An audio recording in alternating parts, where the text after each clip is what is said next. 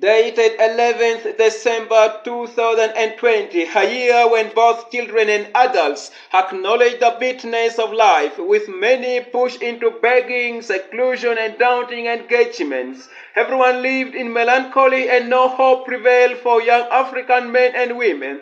But as porous as I've always been, seeking for honey and shelter in every website that I came across, with lots of paperwork involved, you generously welcomed me, Dave, and sheltered me in your bounty-free house, nurtured and taught me with diversified self-dependency skills, stretching from creative freelancing, bounden duties to other connotations that made me recognize my potential and induce commitment to achieving them. When I was still in the streets of Tinder and Kisasi in the same year, rambling with life, the idea of orphanage never stopped ringing in my mind. The whole idea appeared like a mystery of antiquities because I didn't have what it takes to initiate such a project. However, I kept the dream, shared with many potential friends within my axis, seek for advice from many media houses, televisions, and few directors of some community-based organizations or CBOs, but all that I got were narratives and rather ideas of impure reflection and demoralization, with reflexive preambles that I would not attain the structured ideas beforehand, a revitalized series of iterative formulations that could get me through the right people to support my notion, and that was when I consented to reaching camps in both West Nile and some part of Lamour in northern Uganda, where Nyumazi and Parada camps are respectively based. Nyumazi in particular, the temporary land of IDPs, remains a divine place of destiny allocation. Meeting you, Dave, wasn't accidental at all, but rather angelic, because that evening when I left home for center, I felt some grim and positive energy gnawing inside my heart, a sign that something good was soon coming on my way. It appeared like a bloom of horror when you double-handedly welcomed my idea of orphanage and added to that you had the same idea that was already underway towards its productive inception. I wasn't only just but immersed in total blessing for having gotten a figure that represented the shadow of my own dream. Nyumazi in particular, the temporary land. My desire of bachelor pursuit would have been futile if you didn't offer me a kind shelter that had no leakages and that has facilitated me till now. It's a shelter that knows no ethnicity, personality, and etiquettes, but rather boundless friendship, spirit of brotherhood, kindness, and generosity. Your consistent encouragement to me has been a cornerstone upon which all my hopes, spiritual and social growth, are wholly braced and cemented. Regardless of what may conquer in the unknown time, you will always remain a compassionate friend of incredible merits, inelastic desires of conclave, and, as wrote Ovid, the Roman author and poet, time on time revolving, with a cry, some moments flit, some moments fly. Just like an iniquity, you will always remain and have a unilateral positive discernment. And even in the existence of your shadow, your centenary will always and still be commemorated.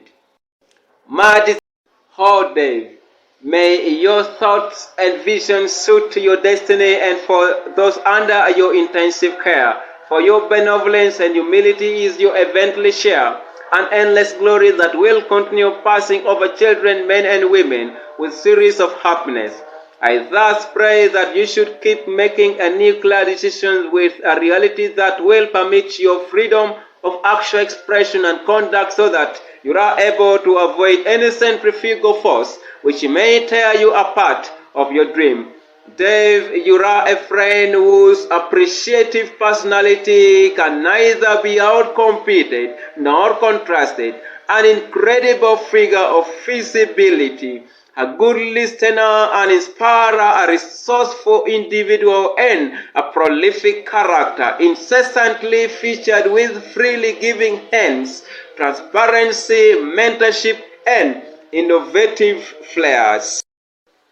Had my downsized moments, I wouldn't have sustained such if you didn't encourage me to keep the faith. With a vivid memory, I can hear you telling me, Dave, Michael, in life there are many obstacles and you will always be depressed in the process. But later, when the tears have fully been dried, when the journey is no more on the hills but rather on a generally flat terrain, you will find that the world has many opportunities and your success will depend on how you perceive the world and trap the opportunities. Finally, Dave, you told me we should keep on fighting, believing that one day we shall sit on a balcony of a glass building. The summative story of a black sheep in the family that you narrated to me on the first day of our conclave reminds me of many things, and among which includes how we can deal with imperfect situations as we keep perfecting ourselves to become more significant figures in the most challenging of all was when you told me, Michael, you should be too committed to your goals as much as you are committed to God in order for you to be successful in life. And each and every time I share with you my plans and challenges, the most divine healing statement has always been, we will get through this. We may have to stop, we may have to sweat, we may have to share the same bedroom, we may have to take long journey, we may have to fast, we may have to back up, we may have to disintegrate from our families and friends, we may have to get a part-time job, but we will come out of this together. Oh, Dave, when I got you, I got hope, faith, and ignited success. You added a lot of values to me, always been an asset. I will always miss your company when you leave. But regardless of the mind that structures the boundary between us, the spirit of brotherhood and common dream shall always keep us closer and interconnected. And I pray for a guaranteed success from wherever you will be and from wherever you are for now. Most